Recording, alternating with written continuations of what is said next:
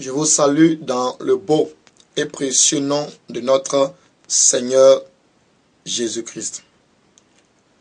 Le thème que je partagerai avec toi aujourd'hui est « Tu peux naître de nouveau ». Tu peux naître de nouveau. Lorsque nous parlons de nouvelle naissance, nous parlons de transformation, de délivrance, de liberté totale. Et le plus souvent, plusieurs vont à l'église, passent des années dans l'église, mais ils ne connaissent pas ce que nous appelons la nouvelle naissance. Aller à l'église ne veut pas dire que tu es né de nouveau. On est assis dans l'église, mais la vie que nous menons est contraire à la parole de Dieu. On entend l'évangile, mais l'évangile ne nous influence pas. L'évangile ne nous fait absolument rien. Et les années passent, les temps passent, les saisons passent, mais notre vie est toujours la même. C'est possible pour toi de naître de nouveau. C'est possible pour toi de devenir une nouvelle personne. Mais tant que tu n'as pas une rencontre véritable avec Jésus, ta vie ne changera pas. Et tu resteras toujours le même individu, toujours accroché aux choses du monde, accroché à la vie des ténèbres, accroché au péché. Et Jésus-Christ a eu une rencontre avec Nicodème dans le livre de Jean, le chapitre 3. Et il dit à Nicodème, tu peux naître de nouveau. Tant que tu ne nais pas de nouveau, tu ne pourras jamais entrer et même arriver à expérimenter ce que nous appelons le paradis. Tu resteras toujours le même individu. Et il dit à Jésus, mais ça fait des années que je vais à l'église. Je suis moi-même un enseignant de la parole de Dieu. Mais comment tu peux me parler de naître de nouveau? Oui. Et le plus souvent, beaucoup, par orgueil, nous pensons que le fait qu'on ait duré dans l'église pendant plusieurs années veut dire qu'on est converti. Oui. Accepter Jésus dans sa vie est différent de la conversion. Tu peux avoir accepté Jésus dans ta vie, mais tu peux ne pas être converti. Parce que la conversion est un processus de nouvelle naissance. Lorsque tu as accepté Jésus-Christ, tu n'es pas devenu automatiquement une nouvelle personne. Parce que les choses anciennes de ta vie, tu dois les délaisser d'abord. Tu dois d'abord les évacuer de ta vie avant de parler de conversion. Le plus souvent, dès qu'une personne accepte Jésus-Christ, on pense qu'elle est automatiquement convertie. Non. Elle a fait un pas. Mais la personne doit délaisser maintenant sa vie d'hier. Délaisser maintenant sa vie passée. C'est pourquoi la Bible dit, si quelqu'un est en Christ, il naît de nouveau, accepte le Seigneur, il devient une nouvelle créature. Mais les choses anciennes, il doit les délaisser. Il doit les abandonner. Il doit les quitter. Et c'est en les quittant maintenant qu'il va revêtir l'homme nouveau. Mais tant que les choses anciennes seront là, les nouvelles choses ne viendront pas. Parce que les ténèbres et la lumière ne cohabitent pas ensemble. Souvent, on veut héberger l'amour, alors que la haine est dans le cœur. On veut héberger la santé, alors que la maladie est dans le cœur. Comment fais-tu que tu pourras recevoir les nouvelles choses si les choses anciennes ne sont pas parties? Une maison qui est habitée ne peut pas laisser place à une autre personne ou à un autre locataire. C'est lorsque la maison se vide qu'une autre personne peut venir l'habiter. Mais tant que ta maison sera toujours occupée par le péché, par l'impudicité, par le mensonge, par la calomnie, par le vol, par la corruption, par plusieurs autres péchés, tu ne pourras jamais héberger les fruits de l'esprit en toi. Tu ne pourras jamais héberger la nouvelle vie que Christ désire te communiquer. Nul ne peut marcher avec le diable et désirer aussi marcher avec Jésus.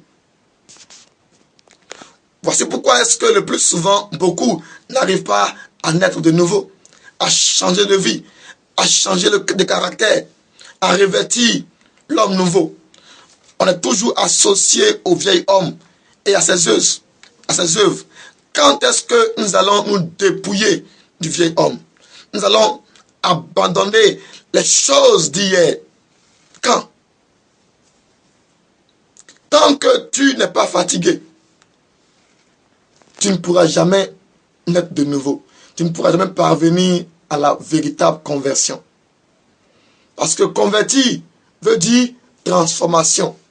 Convertir veut dire changement radical. Donc tant que tu n'as pas accepté de recevoir et ensuite de perdre, tu ne pourras pas atteindre le stade de la véritable conversion. C'est pourquoi Jésus pouvait dire que si quelqu'un veut venir après moi, qu'il renonce à lui-même. Parce qu'on renonce d'abord avant de vouloir suivre Jésus. On renonce d'abord avant de vouloir s'attacher. C'est ce que j'ai l'habitude de dire. Que sans détachement, il n'y a pas de réel attachement. Donc je dois d'abord me détacher. Quitter d'abord le vieil homme. Abandonner d'abord ma vieille nature avant de désirer recevoir la nouvelle nature. Mais tant que les choses anciennes seront là, les nouvelles choses ne pourront pas venir vers moi. C'est pourquoi plusieurs sont dans l'église et ils ne changent pas de vie. Ils sont dans l'église et ils ne sont jamais transformés parce qu'ils n'ont jamais pris la décision de dire il faut que j'abandonne. Il faut que je quitte cette mauvaise vie. Il faut que je délaisse ces choses. Et on trouve des excuses du genre tout le monde le fait. Tout le monde pêche. Mais tout le monde ne pourra pas aller au ciel. Tout le monde n'ira pas aussi en enfer. Tout est une question de choix personnel, de décision. Plusieurs voulons aller au paradis. Plusieurs aussi voudront aller en enfer. Mais chacun de nous a un choix à faire. Chacun de nous a une décision à prendre. Tu ne peux pas laisser le choix de quelqu'un t'influencer. Tu ne peux pas laisser la mauvaise vie de quelqu'un avoir un impact sur toi. Tu as ton mot à dire. Tu as ta décision à prendre. Ne te laisse pas distraire par le diable. Parce que si Jésus ne conduit pas ta vie, forcément Satan te contrôlera. Nul ne peut rester simple, ni rester vide. Tu es forcément avec quelqu'un. Soit tu es avec le diable, soit tu es avec Jésus. Mais si tous les jours tu es dans l'église et que ta vie ne change pas, palabre, c'est toi. La haine, c'est toi. Mauvais comportement, c'est toi.